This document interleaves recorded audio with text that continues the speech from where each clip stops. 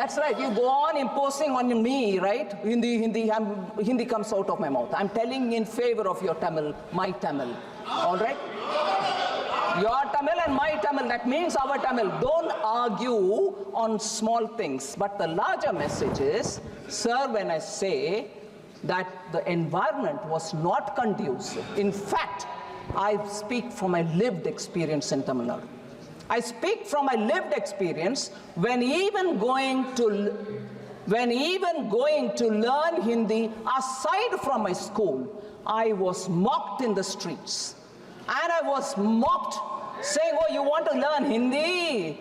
You live in Tamil Nadu, you eat the salt of this country, and you want to learn Hindi, that North Indian's Bhasha. These are words ringing in my ears. This is my lived experience. And who does that? Because of the political support which has been given in that state. Learning Hindi, learning Sanskrit are treated and perceived as learning some other fellow's language. And the words that they use are people who have come over to this land. Is Tamil Nadu not part of India? Is Tamil Nadu not part of India? So what's the wrong if I learn Hindi? They use the word Banderi. I'm using it in Tamil now. They call us Banderi. Why? And is that not part of the political strategy there? And therefore, I have lived experience of Tamil Nadu's imposing on me not to learn Hindi. Is that not imposition? Is that not imposition on me? As an individual, I learn the language I want. So what's the harm? I'll also quote from Purananuru. I'll quote from Thiruvalluvar. My love for Tamil is as much as I want to learn any other language. So it's all right to say we don't want imposition of Hindi. We don't want to impose Hindi. But why did they impose on me not to learn Hindi? I want to ask this.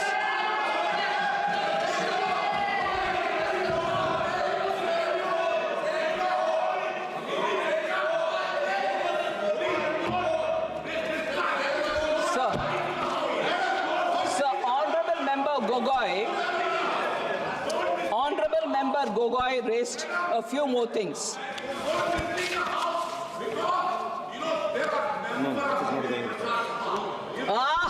Thank you very much. Hindi Prachar Sabha was burnt down in Chennai. Who burnt it? Who burnt it? Hindi Prachar Sabha ka aag lagaya gaya Tamil Nadu. Who burnt it? Baat karte hain Hindi. Sir, sorry, I go on with this. So, I'm giving you You are imposing on me, denying my fundamental right to learn whichever language I want to learn.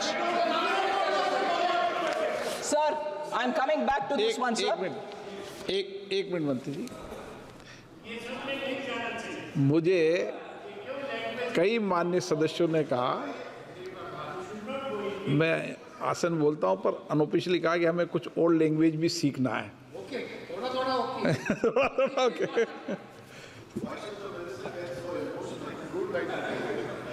और सबको सब language आए तो अच्छा है, जितनी ज़्यादा language आए, जितनी भाषा आए, अच्छा है।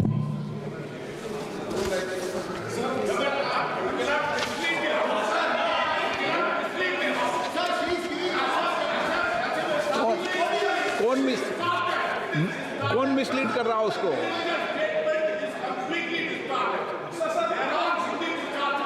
कोई रिकॉर्ड में नहीं जा रहा,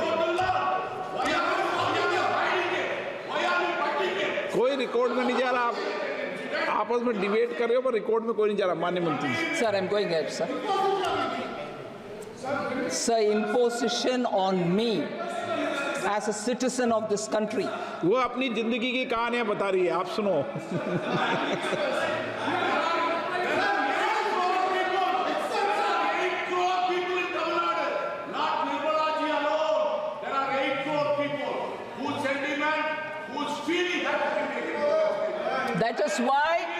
That is why I'm glad the MP is talking about it, former minister is talking about it.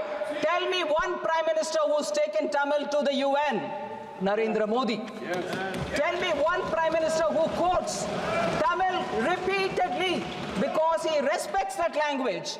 Tell me one Prime Minister with whom DMK has been in alliance with, where the Prime Minister quoted Tamil. It is our Prime Minister who quoted Tamil. That's a respect we give for the sentiment of all of us Tamils. All of us Tamils.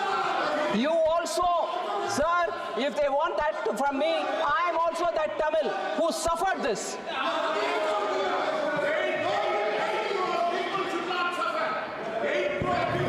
8 crore people have been shown what love the Prime Minister has for Tamil. Don't misquote here. अभी बंगाल का झगड़ा नहीं है, अभी आप बैठ जाओ, Sir, आप बैठ जाओ, they आपका don't विवाद want to hear now on the banking. आपका प्रदेश नहीं है, ये एक प्रदेश के माननीय सदस्य हैं। आप कहाँ के बीच में? प्लीज बैठो, प्लीज आप बैठिए, You should आप stop कहाँ के them, बीच no? में? आप You should बैठिए, stop them. प्लीज माननीय मंत्री जी। Thank you very much, sir. Sir, I did already speak about the Mudra loan, about the rural bank presence. So many of the questions which on this aspect that Honorable Member Gaurav Gogoi had raised, I've sort of addressed. But one particular thing on which many members spoke. Maharashtra में, पश्चिम महाराष्ट्र में, शोलापुर, सांगली, सातारा, कोल्हापुर में उड़द दाल और अरहर की दाल यहाँ पे उगाई जाती है, लेकिन फसल बीमा योजना मिलती है सिर्फ बाजरा, मक्का और सोयाबीन के लिए। आपके माध्यम में से मैं फाइनेंस मिनिस्टर से गुजारिश करती हूँ कि अरहर और उड़द के लिए भी फसल बीमा योजना के फॉर्म एक्सेप्ट किए चुके हैं, भर दिए हैं, लेकिन फसल बीमा योजना मिल नहीं रही है। अध्यक्ष महोदय, पंतप्रधान आवास योजना, आदरणीय फाइनेंस मिनिस्टर जी ने कहा कि एडिशनल 3 करोड़ हाउसेज घर यहाँ पे इंक्रीज करके इस बजट में दे रहे हैं, लेकिन पंतप्रधान आवास योजना का टारगेट अभी तक महाराष्ट्र को नहीं मिला है, क्योंकि ये योजना जो है गांवठान जमीन पे घर बांधे जाते हैं, लेकिन असलियत ये है कि गांव में गांवठान जमीन है ही नहीं। जब कलेक्टर के पास जाते हैं तो कहा जाता है कि गांवठान जमीन नहीं है, गायरान जमीन ढूंढ के लाओ, हम आपको पीएम आवास योजना देंगे। अभी गांवठान जमीन लाएंगे कहाँ से?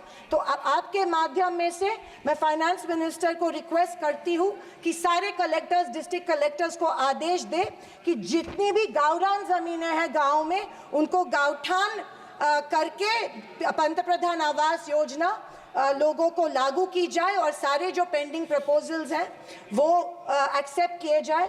और मेरी आपसे ये गुजारिश है कि 1,40,000 रुपए इस योजना के लिए मिलते हैं, ये बहुत टुटपुंजी है, इसके लिए 2,50,000 दिए जाए पंतप्रधान आवास योजना के लिए। अध्यक्ष महोदय, मुद्रा लोन 2014 में प्राइम मिनिस्टर ने बड़ी एम्बिशियसली मुद्रा लोन की घोषणा की थी। कल फाइनेंस मिनिस्टर ने इसकी जो राशि है 10 लाख से लेके 20 लाख की, लेकिन मुद्रा लोन उस पीरियड में उन्हीं लोगों को मिले जिनकी सिफारिशें बीजेपी के कार्यकर्ताओं ने की थी, जबकि सामान्य आदमी जो है, आम आदमी जो है, उसको ये लोन नहीं मिला था। सिर्फ कुछ चंद लोगों को ये लोन दिया गया था। मेरी ये मांग है कि कोरोना के टाइम पे जो लाभार्थी मुद्रा लोन का कर्ज फेड नहीं पाए, उनके लिए जैसे अपने अदानी अंबानी के लिए कर्जा माफ किया है, वैसे इन लाभार्थियों के लिए भी कर्जा माफ किया जाए, तुरंत माफ किया जाए मुद्रा लोन का जो परत फेड करने का कर्जा है। आदरणीय अध्यक्ष महोदय, माइक्रो फाइनेंस और चिट फंड्स जो दिए जाते हैं हमारे सेल्फ हेल्प ग्रुप्स को, बीड़ी कामगारों को, पावर लूम वर्कर्स को दिए जाते हैं, हमारी काफ़ी सारी महिलाओं को दिए जाते हैं, लेकिन ये माइक्रो फाइनेंस और चिट फंड्स पे के ऊपर रेगुलेटरी अथॉरिटी नहीं होती है, इसीलिए ये बेहिसाब इंटरेस्ट इन लोगों से, गरीब लोगों से लेते हैं। अध्यक्ष महोदय, मुझे इस बात का दुख हो रहा है कि कल के बजट के स्पीच में हमारी अन्न धान्य सुरक्षा योजना जो है, अन्न सुरक्षा योजना जो यूपीए सरकार ने लाई थी, उसके बारे में फाइनेंस मिनिस्टर ने कोई जिक्र नहीं किया। पिछले 10 साल से हमारे देश का जो गरीब है उसको, एपीएल कार्ड धारक को अन्न धान्य योजना का लाभ नहीं मिल रहा है। 10 साल से करोड़ों लोग इस योजना से वंचित रह रहे हैं, भूखे मर रहे हैं, और जैसे शैलजा जी ने कहा था, कुपोषण का प्रमाण जो है हमारी देश में बढ़ रहा है। गरीब लोगों से जानबूझ के एक form, give up subsidy form जानबूझ के भरा जा रहा है, उनको बिना बताए कि अगर ये फॉर्म आप भरेंगे तो आपकी फूड सब्सिडी कट हो जाएंगी। ये जबरदस्ती उनसे ये फॉर्म भरवा रहे हैं ताकि उनको इस योजना, जो कि कांग्रेस की योजना थी, उसका लाभ न मिले और इसके वजह से ढेर सारे लोग भूखे हमारे देश में मर रहे हैं। मैं फाइनेंस मिनिस्टर से ये गुजारिश करती हूँ कि एपीएल कार्ड धारक को तुरंत इस योजना का लाभ मिला जाए और सारे के सारे जितने भी लोग हैं उनको धान मिला जाए। अध्यक्ष महोदय, कल के स्पीच में आंध्र प्रदेश और बिहार के ऊपर बहुत प्यार जताया गया। मुझे उस बात से कोई कंप्लेंट नहीं है, पर महाराष्ट्र से इतनी नफरत क्यों नहीं महाराष्ट्र की तरफ उतना ही प्यार जताया गया जो बिहार और आंध्र प्रदेश के जताया गया? क्योंकि उनको पिछले लोकसभा में कम सीटें मिली, या शायद उनको अंदाजा आया कि आने वाले इलेक्शन में उनको वो चुनाव हारने वाले हैं। मैं वित्त मंत्री को बताना चाहती हूँ कि महाराष्ट्र में हिंदवी स्वराज की नींव महाराष्ट्र में रखी गई थी।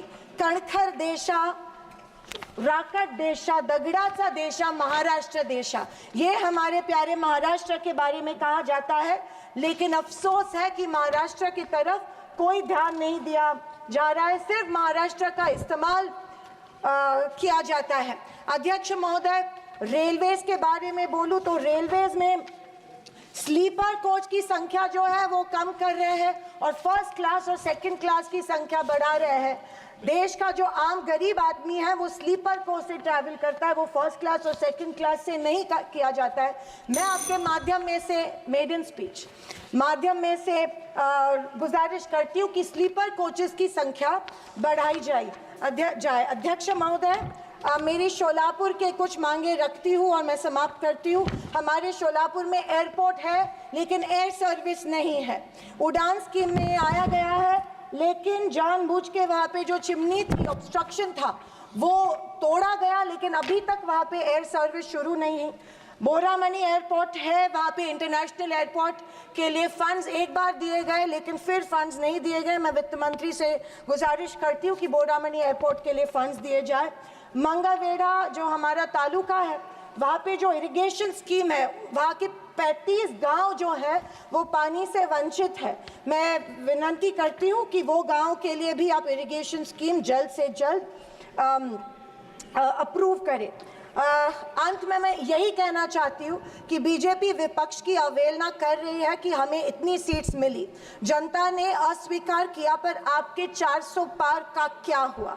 पर मैं उनसे कहना चाहूँगी कि हम स्वीकार करते हैं कि सरकार बनाने के लिए पर्याप्त सीट्स नहीं जीत पाए। हाँ, हम हमारी बातें जनता को बेहतर तरीके से शायद नहीं समझा पाए, लेकिन ये भी कहना चाहूँगी कि हार गए तो क्या हुआ, झोला उठा के चल नहीं देंगे, यही डटे रहेंगे। एक मजबूत विपक्ष के रूप में भारत की जनता की आवाज बुलंद करते रहेंगे, सिर्फ और सिर्फ इस देश के लिए और इस देश के जनता के लिए। और आखिरी कुछ शब्द कह के मैं समाप्त करना चाहूंगी कि सत्ता की लालच में न फैलाओ समाज में ध्रुवीकरण का रोग। सत्ता की लालच में न फैलाओ समाज में ध्रुवीकरण का रोग, आपकी हस्ती मिटा देंगे हम भारत के लोग। जय हिंद, धन्यवाद, जय महाराष्ट्र।